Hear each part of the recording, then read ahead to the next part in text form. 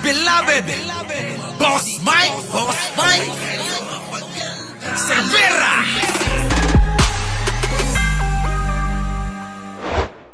Kayo sa Pilipinas pero hindi Eto na mga kababayan pakinggan ninyo to, sasabihin naman ni Binoy. Oo.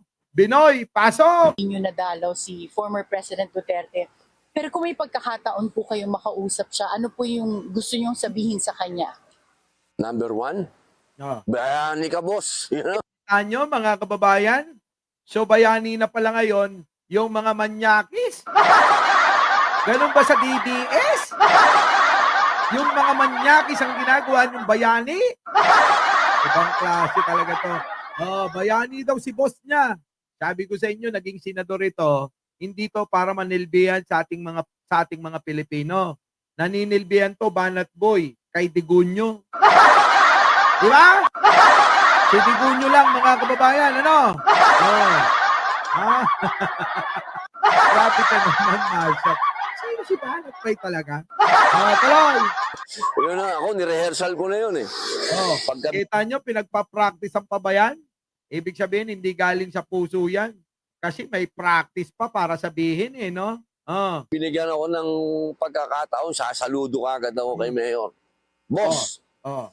siya ka ng bayani. Yun ang una. Grabe, paano naging bayani? Bayani daw, mga kababayan. Oo. Abay, magda2,000, magta3,000, magli5,000 na tayo. Mag-like naman kayo. Ha?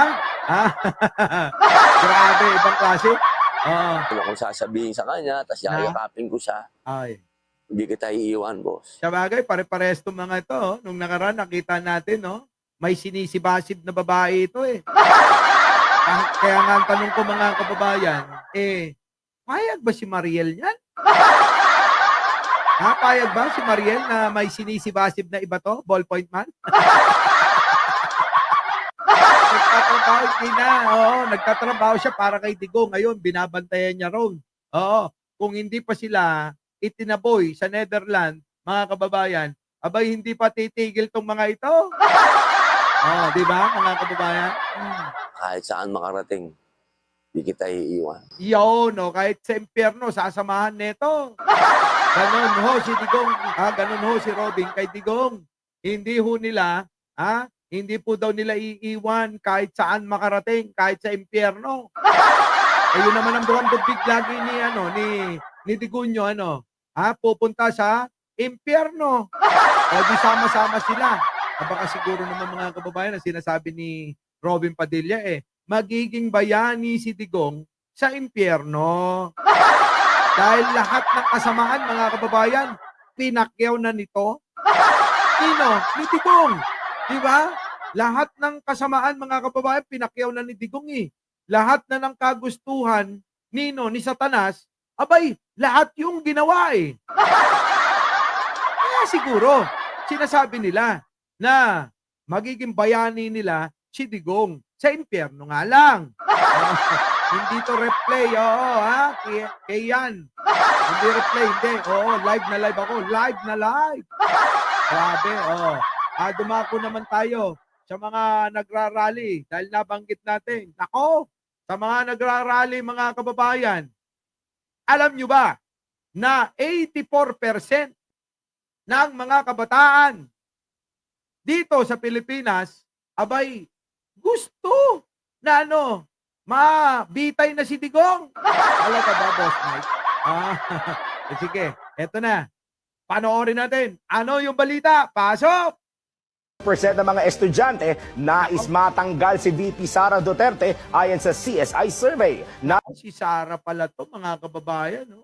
Gusto na daw matanggal si Sara sa kanyang sa kanyang trabaho bilang vice presidente. 84% na kabataan mga kababayan na pag-asa ng bayan. Paano ngayon ito? Tapos sasabihin nyo marami kayo? Tapos sasabihin nyo 32 million kayo? Paano tong balita na to? Pasok! 84.4% ng mga estudyante nais matanggal si VP Sara Duterte ayon sa CSI survey. Narito ang news scoop ni Kim Gomez. Mayorya ng mga estudyante sa buong bansa ang naniniwala na dapat nang tanggalin sa pwesto si Vice President Sara Duterte. Narinig ninyo yon? Mayorya po ha. Mayorya. Ibig sabihin, mas nakakahigit na mga Pilipino ang may gusto na hong matanggal itong magnanakaw na ito sa gobyerno bilang Vice Presidente. Opo, kita nyo? Sa mga kabataan lang, mga kababayan, 84% na. Di ba? Yan po ay hindi na nila maitatanggi.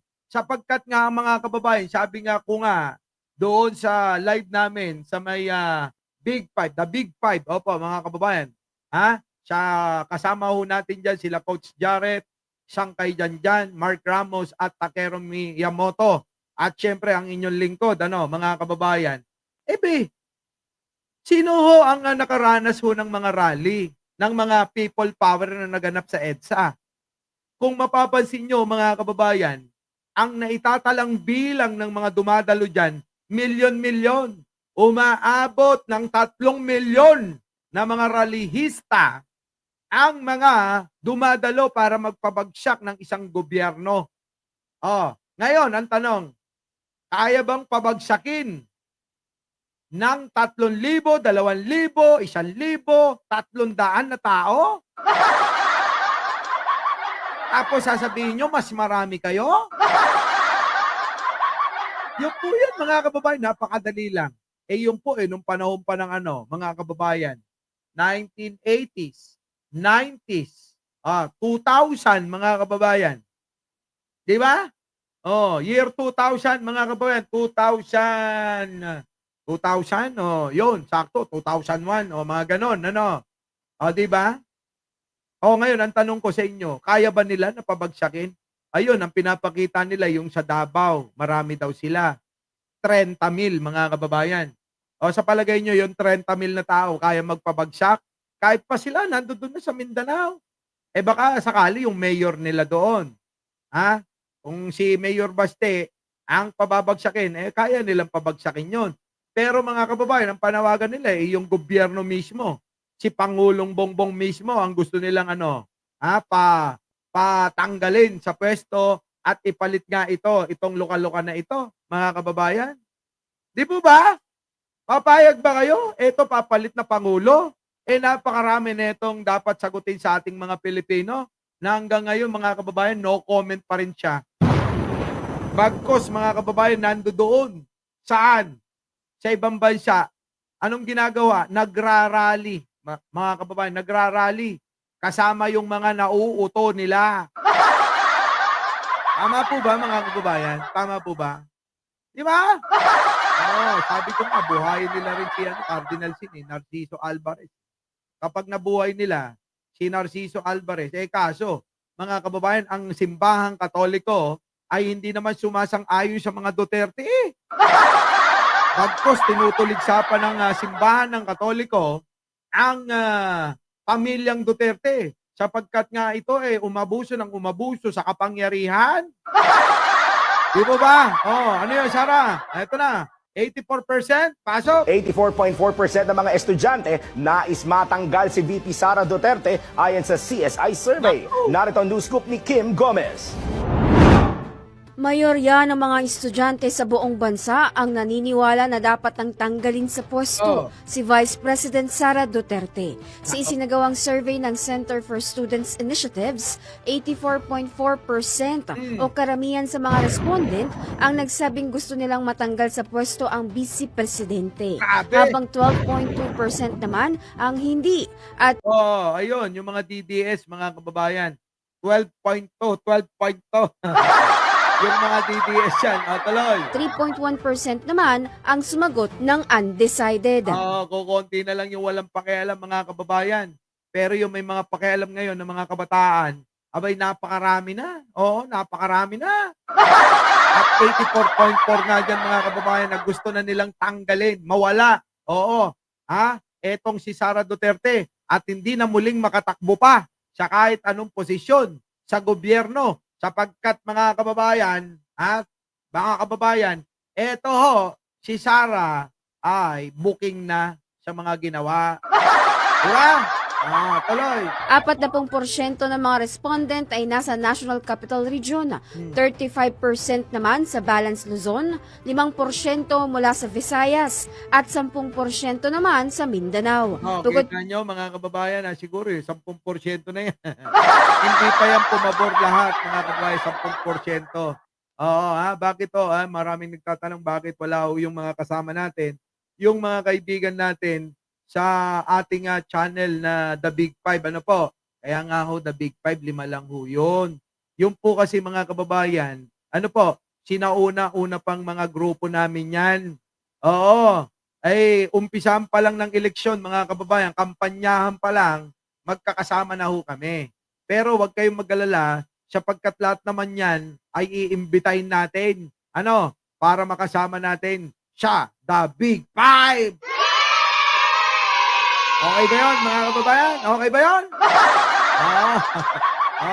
So, tuloy. Parito, lumabas din sa survey na 73% ng mga respondents na dapat nang mag-convene ang Senado ngayon bilang impeachment court sa halip na magsagawa pa ng mga paglilitis, habang 19.8% naman ng mga respondent ang nagsabi ng no. Nabatid na ang Center for Students Initiatives ay isang student-directed research institution. At yan ang news scoop. Yun, mga kababayan, So, maliwanag na po na kahit na ano pang gawin ng mga Duterte, hindi ho makakalimutan etong ginawa ni Sara Duterte sa ating kaban ng bayan.